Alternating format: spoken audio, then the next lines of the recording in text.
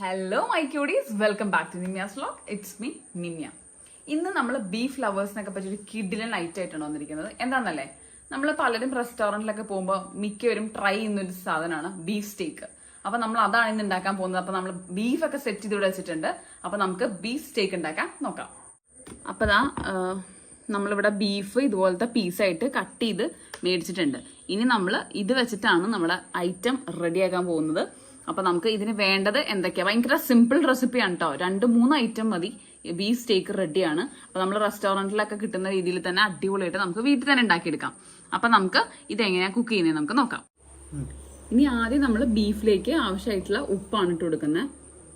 കുറച്ച് ഉപ്പ് നമുക്ക് മുകളിൽ ഇങ്ങനെ വിതറി കൊടുക്കാം. എന്നിട്ട് നല്ലപോലെ കൈ കൊണ്ട് തിരുമിയെടുക്കാം. എല്ലായിടത്തും നല്ല രീതിക്ക് ആവുന്ന രീതിയിൽ നമുക്ക് ഉപ്പ് ഇതാക്കിയെടുക്കാം. നമുക്ക് ഒരു 15 മിനിറ്റോളം ഇങ്ങനെ നമ്മൾ കുക്ക് ചെയ്യുന്നതിന് മുമ്പ് ഇതുപോലെ ഉപ്പ് പരട്ടി വെക്കുകയാണെന്നുണ്ടെങ്കിൽ ആ ഉപ്പൊക്കെ നന്നായിട്ട് ഇതിലേക്ക് ഇറങ്ങും. അപ്പം നമുക്ക് ഒരു 15 മിനിറ്റ്സ് ഉപ്പൊക്കെ ഇങ്ങനെ തേച്ചിട്ട് നമുക്ക് വെക്കാം. നമ്മൾ 15 മിനിറ്റ് ഉപ്പൊക്കെ പരട്ടി സെറ്റ് ചെയ്ത് വെച്ചിട്ടുണ്ട്. ബീഫിലേക്ക് നന്നായിട്ട് ഉപ്പൊക്കെ ഇറങ്ങിയിട്ടുണ്ട്. ഇനി നമ്മൾ ഇതിലേക്ക് ആഡ് ചെയ്യാൻ പോകുന്നത് ഇതിൻ്റെ മെയിൻ ആയിട്ടുള്ള ഐറ്റമാണ് കുരുമുളക് പൊടി. കുരുമുളക് പൊടി ഇതുപോലെ നമുക്ക് ഇട്ട് കൊടുക്കാം. എന്നിട്ട് നല്ലപോലെ തേച്ച് ഇതാക്കിയെടുക്കാം. ഇതിൻ്റെ ഒരു സ്പൈസിനെസ് വരുന്നത് ഇതിലാണ്. സോ നമ്മൾ കുരുമുളക് പൊടി അത്യാവശ്യം ഇട്ട് കൊടുക്കണതിന് എരിവൊക്കെ വേണ്ടവർക്ക് അങ്ങനെ ഇട്ട് കൊടുക്കാം. കാര്യം നമ്മൾ വേറെ മസാലാസ് ഒന്നും ഇതിൽ ആഡ് ചെയ്യുന്നില്ല. അതുകൊണ്ടാണ് കുരുമുളക് പൊടി അത്യാവശ്യം നന്നായിട്ട് ഇട്ട് കൊടുക്കാം.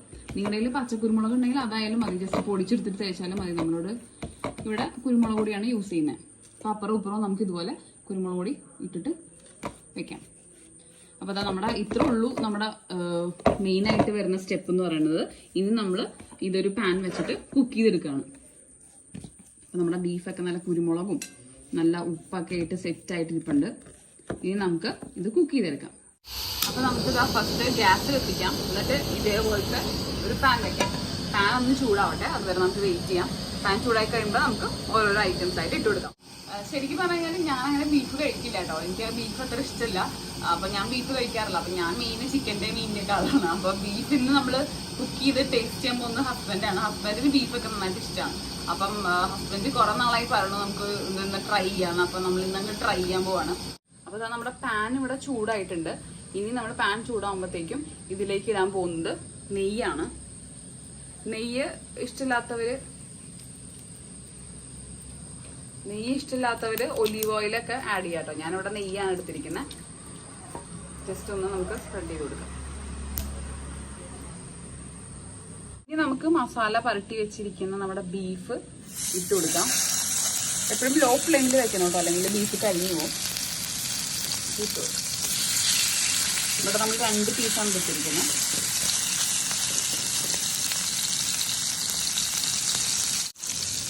നല്ല നെയ്യിൻ്റെയും കുരുമുളകിൻ്റെയൊക്കെ നല്ല സ്മെല്ലുണ്ട് കേട്ടോ.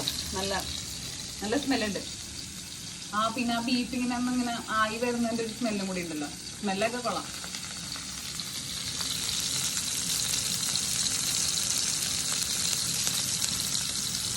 ഇതിപ്പോൾ നമ്മൾ ഒത്തിരി കട്ടി ആയിട്ടല്ല പീസ് കട്ട് ചെയ്തെടുത്തിരിക്കുന്നത്. ഒരു മീഡിയം സൈസാണ്. അതുകൊണ്ട് തന്നെ കുക്കിംഗ് ടൈം അതനുസരിച്ചിട്ട് കുറവ് മതി. ഇനിയിപ്പോൾ നിങ്ങൾ വലിയ പീസാണ് എടുക്കുന്നതെങ്കിൽ അതനുസരിച്ചിട്ട് കുക്കിംഗ് ടൈം കുറച്ച് വേണ്ടി വരും. കാര്യം ഇതിപ്പോൾ ഒരു 10 മിനിറ്റ് കൊണ്ട് നമ്മുടെ ബീഫ് റെഡിയാവും. കാര്യം ഇങ്ങനത്തെ ഒരു ചെറിയൊരു സ്ലൈസ് ആണല്ലോ നമ്മൾ എടുത്തിരിക്കുന്നത്. അതുകൊണ്ട് ഒരു സൈഡ് ആയിട്ടുണ്ടെങ്കിൽ നമുക്ക് തിരിച്ചിട്ട് കൊടുക്കാം. അടിപൊളി. ഇതേ കണ്ട ഈ പീസ് നമുക്ക്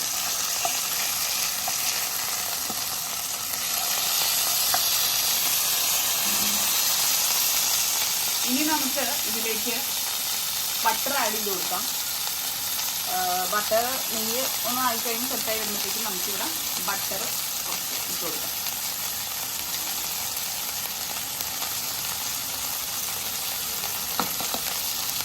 ആ ബട്ടറിലും കൂടി അങ്ങ് കിടന്ന് കഴിയട്ടെ.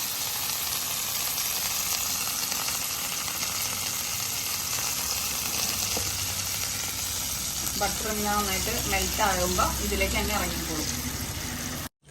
ഇനി നമുക്ക് അവസാനമായിട്ട് വെളുത്തുള്ളി ഇട്ട് കൊടുക്കാം. വെളുത്തുള്ളി ഞാനിവിടെ ജസ്റ്റ് ഒന്ന് ചതച്ചെടുത്തിട്ടുണ്ട്. ഇതും കൂടി ഈ ഒരു ബീഫിലേക്ക് ഇട്ട് കൊടുക്കാം. അപ്പോൾ ആ വെളുത്തുള്ളിയുടെയും കൂടി ഫ്ലേവർ ഇറങ്ങുമ്പോൾ അടിപൊളിയായിരിക്കും. അപ്പോൾ നമ്മുടെ സാധനം ഇവിടെ റെഡി ആയിട്ടുണ്ട്. നല്ല സ്മെല്ല് വരുന്നുണ്ട്. ആ ഗാർലിക്കിൻ്റെയും പെപ്പറിൻ്റെയും ബീഫും ബട്ടറൊക്കെ കൂടി അങ്ങ് സെറ്റായിട്ട് വരുന്നുണ്ട്. അപ്പോൾ നമ്മുടെ ബീഫ് സ്റ്റേക്ക് ഇവിടെ റെഡി ആയിട്ടുണ്ട്. അടിപൊളി മണമൊക്കെ ഉണ്ട് കേട്ടോ. ഇനി ഒരു പ്ലേറ്റിലേക്ക് മാറ്റാം.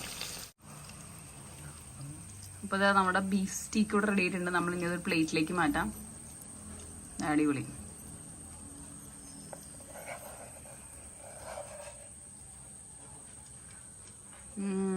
നല്ല ബട്ടറിലൊക്കെ നല്ല അടിപൊളിയായിട്ട് കുക്കായിട്ട് വന്നിട്ടുണ്ട്.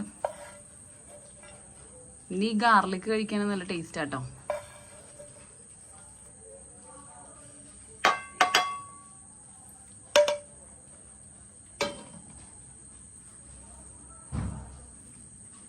അടിപൊളി.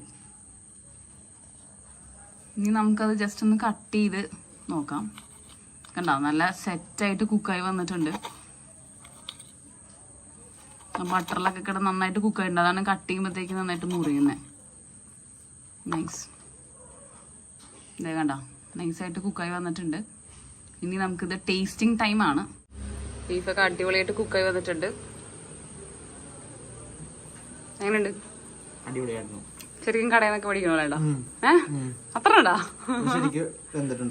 ആ, അടിപൊളിയായിട്ട് വന്നിട്ടുണ്ട്. എല്ലാം കറക്റ്റ് ആണ് അല്ലേ? ഉപ്പ് കുരുമുളകൊക്കെ എല്ലാം കറക്റ്റ് ആണ്. ഇനി ഇതിന്റെ ഒരു സോസ് ഉണ്ടായിരുന്നു, നമുക്ക് ഉണ്ടാക്കാൻ പറ്റില്ല. സൂപ്പർ. അപ്പൊ എല്ലാവർക്കും റെക്കമെൻഡ് ചെയ്യാം അല്ലെ, ഉണ്ടാക്കി നോക്കാൻ പറയാം. അപ്പൊ അടിപൊളിയാണ്. 15 മിനിറ്റ്. അതെ, 15 മിനിറ്റ്സ് കൊണ്ട് പെട്ടെന്ന് ഒരു 3 ഇൻഗ്രീഡിയന്റ് ഉള്ളൂ മെയിൻ ആയിട്ട്. അപ്പൊ ബീഫ് ലവേഴ്സിനൊക്കെ പറ്റിയ അടിപൊളി സാധനമാണ്. അപ്പൊ ഇതൊക്കെ പുറത്തു പോയി കഴിക്കാൻ ആഗ്രഹമുള്ളവരുണ്ടാവുമല്ലോ, അപ്പൊ അവർക്കൊക്കെ വീട്ടിൽ തന്നെ ഉണ്ടാക്കി കൊടുക്കാം നമുക്ക്. അപ്പൊ ഇതാണ് നമ്മുടെ ഇന്നത്തെ വിഭവം. അപ്പൊ എല്ലാവർക്കും വീഡിയോ ഇഷ്ടപ്പെട്ടെന്ന് വിചാരിക്കുന്നു. അപ്പൊ ഇത് എന്തായാലും ഡെഫിനറ്റ് ആയിട്ട് ബീഫ് ലവേഴ്സ് ഒക്കെ ട്രൈ ചെയ്ത് നോക്കണം കേട്ടോ. അപ്പൊ നമ്മുടെ വീഡിയോ ഇഷ്ടപ്പെട്ടാൽ ചാനൽ സബ്സ്ക്രൈബ് ചെയ്യാൻ മറക്കരുത്. അപ്പൊ അടുത്തൊരു കിഡിലൻ കുക്കിംഗ് വീഡിയോ ആയിട്ട് വരുന്നവരെ ടിൽ ദെൻ ടേക്ക് കെയർ.